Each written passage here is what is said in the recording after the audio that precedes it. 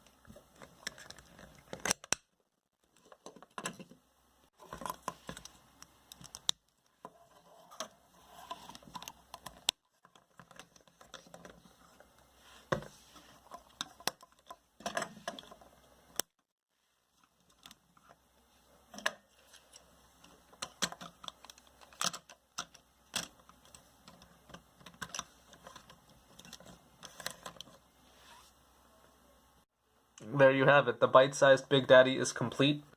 I hope you enjoyed this tutorial, and if you're interested in more Bionicle tutorials, please let me know. There's also an even smaller version of the Big Daddy that I made. You can call him like medium-sized Daddy. But if you want a tutorial on him, it's pretty straightforward. You could probably even figure it out just by me doing a little panorama. But yeah, hope you enjoyed. Subscribe if you're new. and see you later.